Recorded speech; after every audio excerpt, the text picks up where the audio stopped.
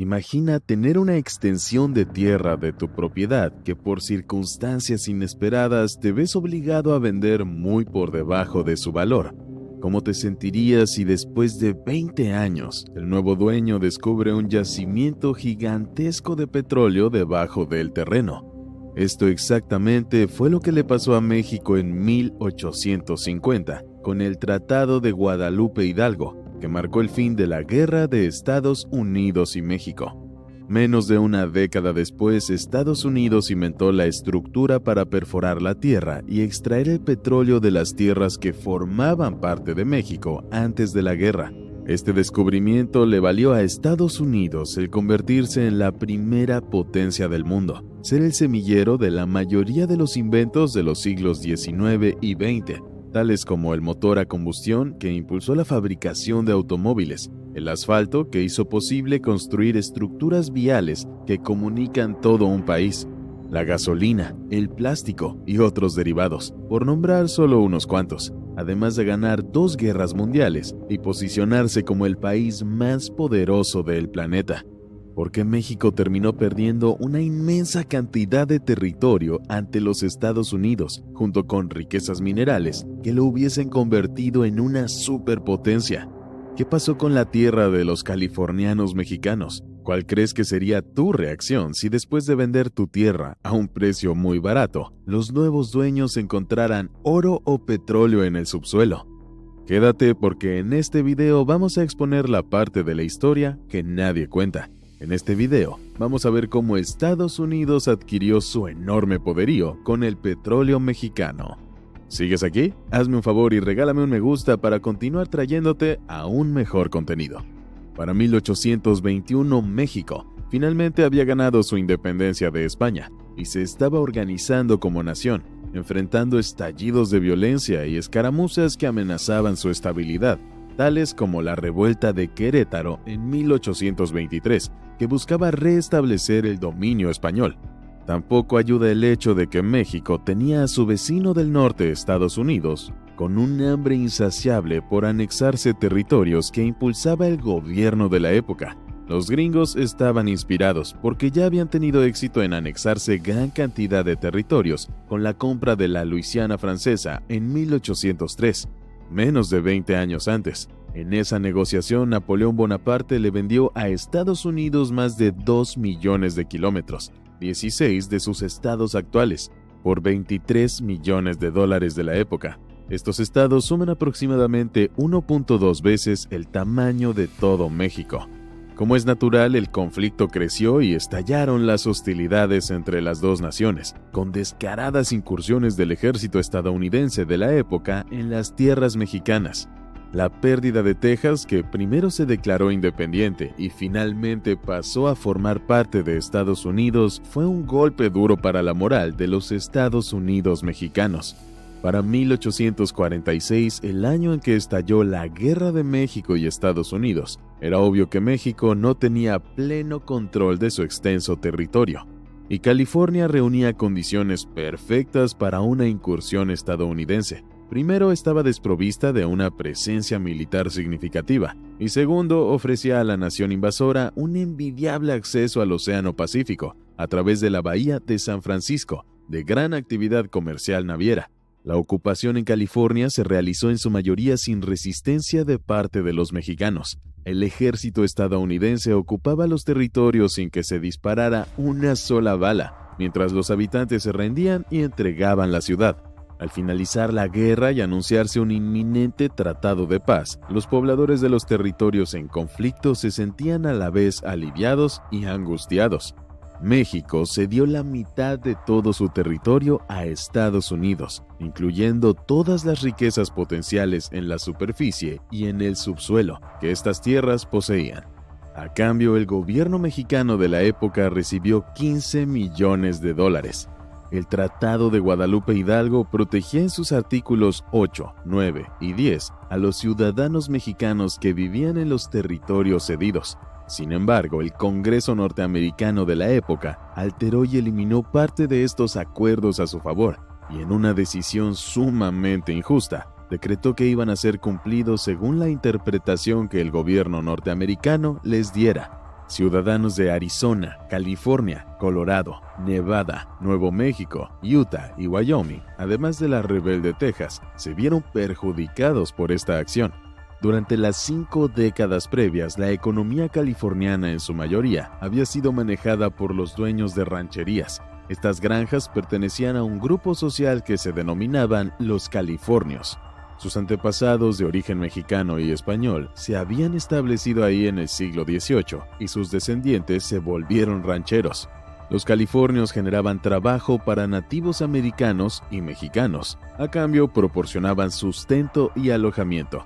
Este sistema unía a los trabajadores con la tierra y la dependencia del patrono. Este modelo económico fue próspero hasta el momento en que estalló la guerra. Al final de la guerra entre Estados Unidos y México en 1848, una afluencia masiva de colonos en busca de oro reclamó extensas tierras californianas.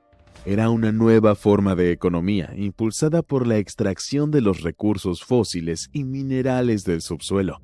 Ante esta angustiosa situación, los californios se vieron obligados a demostrar sus títulos de propiedad ante los tribunales, lo que les supuso grandes gastos legales.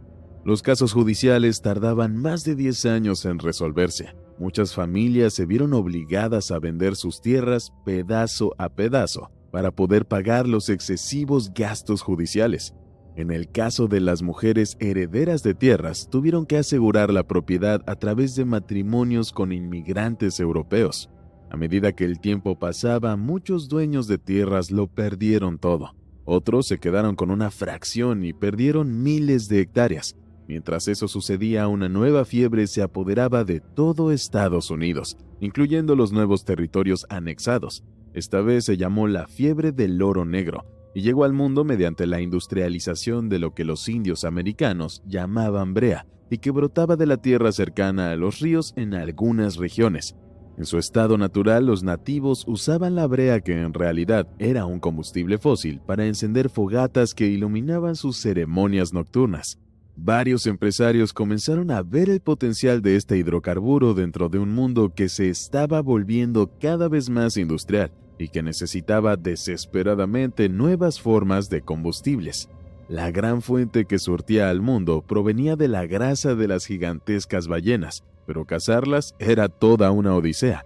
Barcos balleneros cruzaban los océanos en su búsqueda, que resultaba siempre insuficiente ante una creciente demanda que era superior a lo que podían traer después de meses en alta mar. Todo eso cambió con el descubrimiento de la explotación petrolera. Estados Unidos ideó, a través de experimentos de ensayo y error efectuados por el empresario Edwin Drake, los procesos para la extracción y refinación del petróleo. Esto transformó por completo su economía, poniendo al país un paso adelante con respecto al resto del mundo y cambiando el rumbo de su historia para siempre. Todo eso fue posible gracias a los yacimientos que comenzaron a explotarse en todo Estados Unidos y especialmente en las antiguas regiones mexicanas de Texas y California. Estas regiones sufrieron cambios drásticos cuando comenzaron las perforaciones. En pocos años, la economía de Texas fue arrancada de sus raíces rurales y agrícolas y lanzada de cabeza a la era petrolera e industrial, y lo mismo sucedió con California. El auge económico sin precedentes que comenzó a desarrollarse en todo Estados Unidos les permitió posicionarse como una potencia mundial. Hasta la década de 1910, los Estados Unidos producían en promedio el 70% del total de suministro de petróleo mundial. Los antiguos estados mexicanos representaban un alto porcentaje de ese total. En 1902, solamente Texas produjo 17,5 millones de barriles de petróleo. La producción en el estado de California se incrementó exponencialmente en solo una década, pasando de 4 millones de barriles en 1900 a 77 millones de barriles en 1910. A principios del siglo XX, el asfalto, un residuo del procesamiento del petróleo, comenzó a ser utilizado para pavimentar calles y avenidas principales, y eventualmente cada carretera del más recóndito pueblo de los Estados Unidos. Sin el asfalto, el avance de la nación se hubiese retrasado por décadas. Otra ventaja de la explotación de este combustible fósil fue que se resolvieron los problemas de eficiencia del motor de combustión, gracias a la gasolina. Eso hizo que John Ford pudiese producir millones de vehículos del modelo T en Norteamérica y en todo el mundo. El modelo T estaba pensado para la clase media y su motor perfeccionado permitía recorrer 21 millas por galón de gasolina, procesada a partir del petróleo. Algunos de los derivados del petróleo que impactaron en la economía de Estados Unidos fueron la parafina, la materia prima para producir neumáticos, los lubricantes industriales y los polímeros, de los cuales se obtiene el plástico. Así nació toda una industria, la de los plásticos, que sustituyeron en mayor o menor medida a la de madera, la porcelana, la piel, el acero y el concreto, por su versatilidad y bajo costo. En las mesas de los hogares en todo el mundo se podían ver envases, platos y vasos plásticos, sustituyendo a la tradicional porcelana. Las guerras incrementaron la importancia geopolítica de la nación que producía más petróleo. Durante la Segunda Guerra Mundial se estimó que los aliados usaron entre 6 y 7 billones de barriles de petróleo proveniente de los Estados Unidos. Sin embargo, al margen de todo este crecimiento, se cometieron errores en el proceso propio de la inexperiencia en el campo de refinación, procesamiento y almacenamiento de este hidrocarburo. Por ejemplo, alrededor de 1890, el barco de vapor Albatros informó de una enorme marea negra de petróleo que se extendía desde Los Ángeles hacia el sur hasta el norte del condado de San Diego. En 1929, un vertido de 6 barriles de petróleo cubrió 9 millas, 14 kilómetros, en la playa del condado de Ventura, en California. Según informes, en 1930, los derrames de los barcos se consideraban una amenaza mayor que las fugas en la costa. En Texas, campos enteros fueron talados en favor de la explotación petrolera. Eso y la demanda de madera para nuevas construcciones destruyeron la mayor parte de las tierras forestales del estado. Los esfuerzos posteriores de gestión ambientalista ayudaron a restaurar algunas de las tierras forestales, pero siguen siendo una sombra de lo que eran antes de la explotación petrolera. Las actividades industriales poco reguladas generaban una sorprendente contaminación atmosférica. La práctica de quemado de gas en los nuevos yacimientos era habitual, lo que aumentaba el problema. Houston estaba en primer lugar con la peor calidad de aire del estado de Texas, gracias a la alta industrialización de sus espacios. Incluso en las zonas urbanas, el aire se volvió irrespirable durante años. Otro grave efecto creado por las industrias relacionadas con el petróleo fue la contaminación en torno al canal de navegación de Houston y en la bahía de Galveston. Estas vías fluviales llegaron a estar entre las aguas más contaminadas de Estados Unidos. La experiencia de los buscadores cobró su precio en el medio ambiente. Eran descuidados y no existía una normativa de extracción segura. Debido a la facilidad para encontrar petróleo en las primeras décadas, a menudo los pozos no se explotaban del todo antes de que los buscadores empezaran a buscar pozos más productivos. Los buscadores no solo desperdiciaron el valioso recurso, sino que crearon una contaminación ambiental con las numerosas extracciones de petróleo que pudo haberse evitado. Las prisas por extraer petróleo llevaron a menudo a la construcción de instalaciones de almacenamiento deficientes, donde las fugas eran frecuentes y la contaminación del agua se convirtió en un grave problema. Otra consecuencia de no existir regulaciones era que los empresarios aprovechadores y oportunistas que buscaban todas las maneras de pasar por encima de la ley se multiplicaban. Eso incluía a John D. Rockefeller, el primer multimillonario que hizo su fortuna gracias al petróleo y a establecer un monopolio de empresas de refinación y procesamiento. Las prácticas de Rockefeller para eliminar a la competencia eran despiadadas y a menudo incluían intimidación, sobornos y acuerdos secretos en vez de contratos que lo delatarían. Era conocida su práctica de comprar a miembros del Congreso para asegurar que su agenda política fuera exitosa. A medida que la Standard Oil de Rockefeller se volvía extraordinariamente rica y poderosa, se ganaba un amplio rechazo, no solo de sus competidores, sino de la mayoría del público. Finalmente, la Corte Suprema frenó la ambición desmedida de Rockefeller y desintegró su enorme imperio, con lo que hoy se conoce como la Ley Antimonopolio. En cuanto a la gente común de los Estados Unidos, muchos tuvieron éxito y encontraron petróleo en su tierra. En Estados Unidos, los propietarios privados poseen tanto la tierra como el petróleo, el gas, el carbón y otros minerales que se encuentran bajo la superficie, por lo que en territorio que alguna vez fue mexicano, el oro negro se explotaba en abundancia por extranjeros. En pocos años el panorama cambió. Ya la tierra no era una extensión de cultivos y viñedos, sino un paisaje industrial, con torres de madera que señalaban infinidad de pozos petroleros. Ciudadanos que fueron mexicanos y ahora tenían nacionalidad norteamericana, alcanzaron a ver el auge petrolero desde la distancia, en tierras que fueron de ellos en el pasado. Mientras esto ocurría del otro lado de la frontera, en México, la industria petrolera arrancó entre 1880 y 1890, y fue posible gracias a que el sistema de ferrocarriles necesario para transportar el petróleo para su exportación finalmente se construyó. Las nobles tierras mexicanas todavía tenían petróleo para dar, a pesar de que les habían robado una extensión considerable de su riqueza natural. En primer lugar, el Estado mexicano necesitaba licitar tierras para la explotación, y fue por ello que el Congreso aprobó la Ley de Privatización de Tierras en 1889. Esta ley permitió distinguir entre las tierras privadas y las públicas que pertenecían al Estado. Finalmente, la producción industrializada de petróleo crudo en México comenzó en 1901, cuando Edward Donny, un empresario de California, abrió el yacimiento petrolífero de Ébano, paralelo al ferrocarril central mexicano. Inevitablemente, las grandes multinacionales petroleras como Standard Oil New Jersey Shell y Texas Company se interesaron por el enorme boom petrolero mexicano. Los recibieron con las puertas abiertas, ya que el país no disponía de la tecnología para desarrollar la infraestructura, y para la fecha ya la industria petrolera estadounidense llevaba varias décadas funcionando.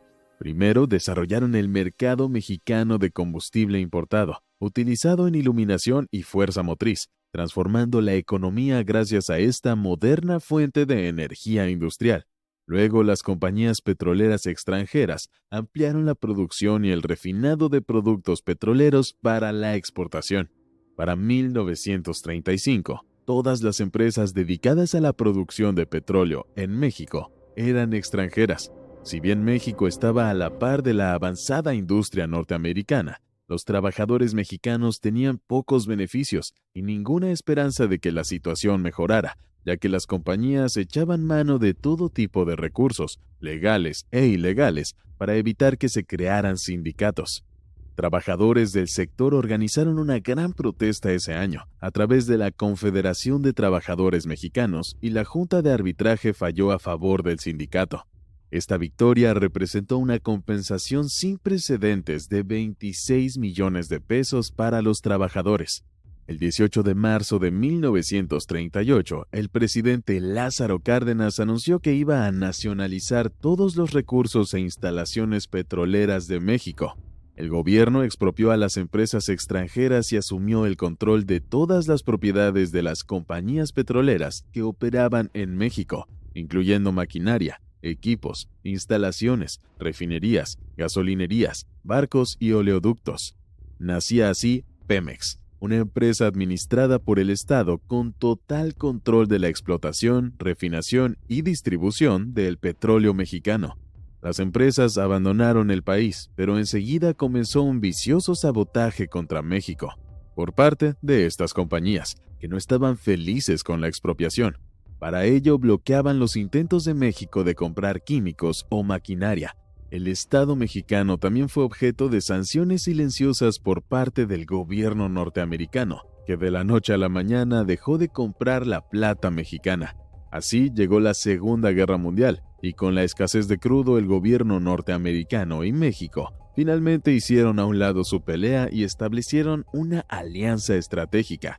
Es indudable que las vidas y las culturas de dos países se vieron afectadas por un acuerdo histórico que tiene peso, aún después de más de 170 años.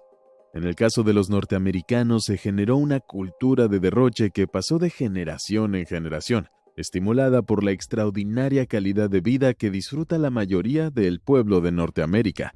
Ellos gozan de unos servicios de alta calidad que casi nunca fallan. Poseen agua potable en la tubería, electricidad los 365 días del año, e Internet de alta velocidad, lo que en otros países es catalogado como lujos, comodidades que ni siquiera los más poderosos emperadores de la antigüedad, en todo su esplendor, llegaron a disfrutar. Lo más triste es que la mayoría no aprecia lo que posee y viven cuestionando su existencia, asistiendo a terapias sin saber el por qué son infelices. Al no haber experimentado verdaderas carencias, estas personas, especialmente las nuevas generaciones, toman por sentado lo que la gente de otras nacionalidades mataría por tener, especialmente el pueblo mexicano, que continúa cruzando la frontera hacia tierras que una vez fueron suyas, en busca de un mejor futuro. Hoy en día los gobiernos de Estados Unidos y México están mejor relacionados diplomáticamente, a pesar de enfrentar nuevos retos con el tema de la inmigración y el precio de la gasolina en la frontera. Y es una completa ironía que después de ser pioneros en explotación petrolera, esta industria está retrocediendo en Estados Unidos, mientras que en México hay planes de expandir y optimizar su explotación. Obviamente, la guerra en Europa termina afectando al resto del mundo, y al igual que en la Segunda Guerra Mundial, los países petroleros son privilegiados, al ser dueños de un tesoro subterráneo que hoy más que nunca mueve al mundo. Te felicito por llegar al final de este video. ¡Eres genial! Aquí está otro video que nos encantaría que vieras. Espero que te haya gustado muchísimo. No olvides dejar tu suscripción y tu comentario. Gracias y un saludo muy grande.